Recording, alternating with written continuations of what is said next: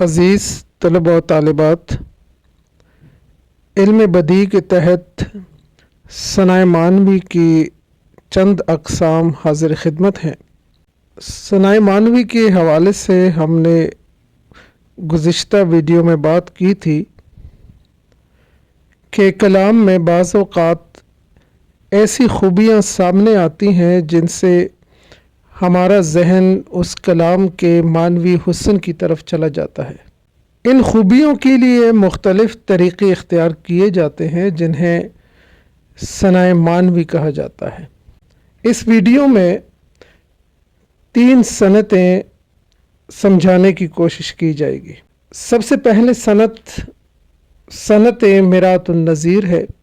مرات کا مطلب ہے ملحوظ رکھنا اور نظیر کہتے ہیں مثال کو، یعنی کلام میں ایسے الفاظ لانا جن کے معنوں میں ایک خاص مناسبت ہوتی ہے، مگر یاد رہے کہ یہ نسبت تقابل یا تضاد کی نہ ہو۔ اسے کہتے ہیں صنعت مرات النظیر۔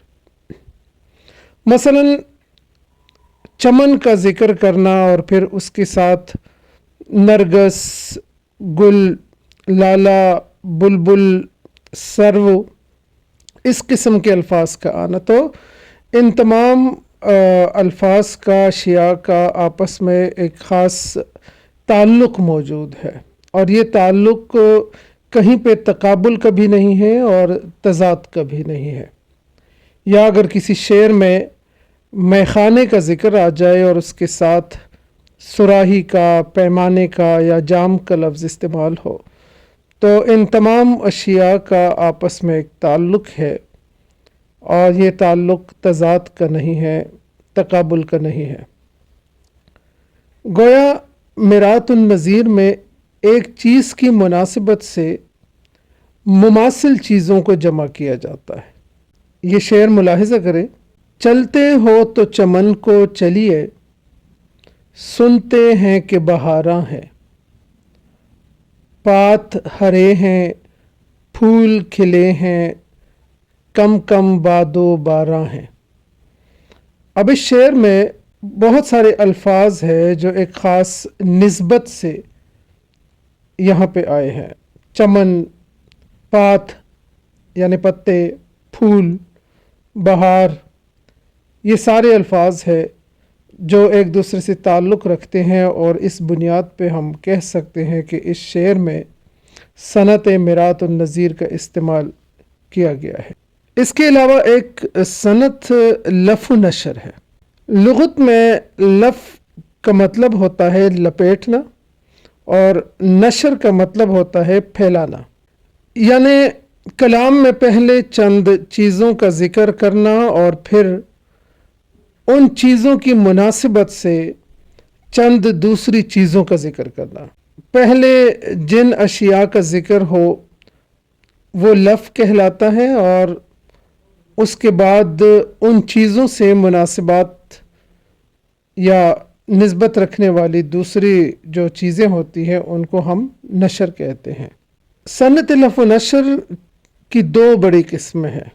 ایک کو ہم کہتے ہیں صنعت لف و نشر مرتب، اور دوسری قسم کو کہتے ہیں صنعت لف و نشر غیر مرتب۔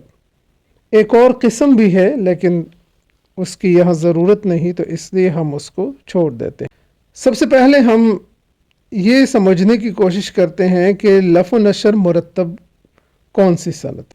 تو آسان الفاظ میں اگر میں یہاں سمجھانے کی کوشش کروں تو ایک شعر میں اگر کچھ اشیاء کا ذکر آتا ہے، یعنی لف میں اگر کچھ چیزوں کا ذکر آتا ہے، تو جس ترتیب کے ساتھ لف میں چیزوں کا استعمال ہو، نام آ جائے، اسی ترتیب کے ساتھ نشر میں بھی مناسبت رکھنے والی اشیاء کا ذکر ہوتا ہے، یعنی لف میں اور نشر میں اشیاء کی ترتیب ایک جیسے ہوتی ہے۔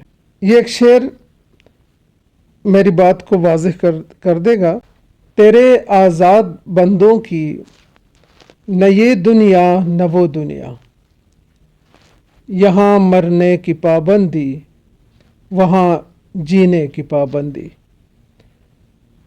अब पहले मिसरे में ये दुनिया इस दुनिया के लिए इस्तेमाल हुआ है और वो दुनिया आखिरत के लिए इस्तेमाल हुआ है। अब इस दुनिया में हर इंसान को मरना है, लिहाजा दूसरे मिसरे में इस दुनिया के हवाले से मरने की पाबंदी का जिक्र है और इसी तरह वो दुनिया यानी आखिरत के हवाले से जीने की पाबंदी का जिक्र है। तो जो तरतीब ऊपर मिसरे में है वही तरतीब इससे ताल्लुक़ रखने वाले लफ्ज़ों की दूसरे मिसरे में है।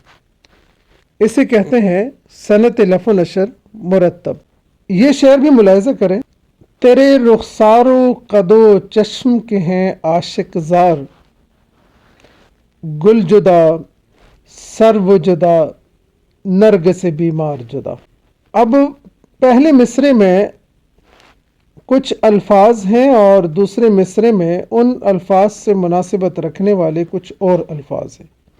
यानी पहले मिसरे में रुखसार तो दूसरे मिसरे में उसी तरतीब से गुल का लफ्ज़ आया है। इसी तरीके से लफ्ज़ कद का इस्तेमाल हुआ है तो उसके नीचे सर्व के दरख्त का ज़िक्र है। फिर चश्म का ज़िक्र है तो नरगिस का जो फूल है वो आपको इल्म होगा कि उसकी शक्ल आँख की तरह होती है। और फिर आशिक का है तो बीमार। तो देखें कि जिस तरतीब से लफ़ में ज़िक्र आया है उसी तरतीब से नशर में भी ज़िक्र आया है। एक और शेर कि ईमान मुझे रोके है तो खींचे हैं मुझे कुफर, काबा मेरे पीछे है कलीसा मेरे आगे। तो काबा और ईमान और इसी तरीके से कुफर और कलीसा तरतीब एक ही है, इसलिए लफ़ नशर मुरतब। दूसरी किस्म लफ़ नशर गैर मुरतब है और इसके नाम से ज़ाहिर है कि अगर तरतीब में फ़र्क हो तो लफ़ नशर गैर मुरतब कहेंगे। लफ़ नशर मुरतब में तरतीब यकसा होती हैं और इसमें तरतीब उलट होती है। एक सब आग एक सब पानी, दीदा व दिल अजाब हैं दोनों। अब दीदा आँखों का ताल्लुक़ पानी के साथ है क्योंकि इसमें आंसू आते हैं। तो पहले मिसरे में पानी का लफ्ज़ बाद में आया है और दूसरे मिसरे में दीदा का लफ्ज़ पहले आया है। इसी तरीके से आग का लफ्ज़ पहले आया है और दूसरे मिसरे में दिल का जो लफ्ज़ है जो आग के साथ उसकी निस्बत जोड़ी गई है तो उसका अगर तरतीब इसकी देखें तो वो उलट है। इसलिए लफ़ और नशर के अल्फाज में अगर तरतीब गलत हो या तरतीब उलट हो या फ़र्क हो तो उसको हम लफ़ नशर गैर मुरतब कहेंगे। एक अहम सनत हुस्न तालील है। हुस्न तालील के लफ्ज़ मानी इल्लत या तौजीह पेश करने के हैं। यानी शायर अगर शेर में किसी चीज़ की कोई ऐसी वजह बयान करे जो उसकी असल वजह ना हो लेकिन वो ऐसे अंदाज में पेश की गई हो कि हकीकत मालूम हो या असल से ज़्यादा खूबसूरत और मौसर लगे तो उसे सनत हुस्न तालील कहा जाता है। ये एक दो शेर इसकी वजाहत के लिए काफ़ी होंगे। ज़लज़ले यूं ही ज़मीनों पे नहीं आते हैं, कोई बेताब तहे खाक तड़पता होगा।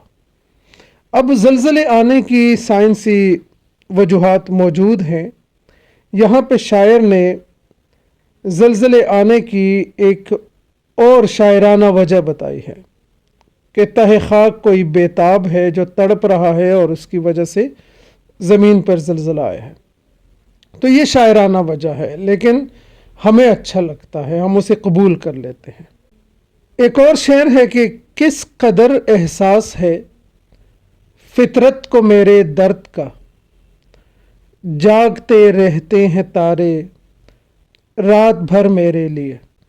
تو رات کو ستارے روشن ہوتے ہیں، اس کی سائنٹیفک وجہ کچھ اور ہے، لیکن شاعر نے اس کی وجہ یہ بتائی ہے کہ فطرت کو میرے درد کا احساس ہے، اس لیے تارے رات بھر میرے لیے جاگتے رہتے ہیں.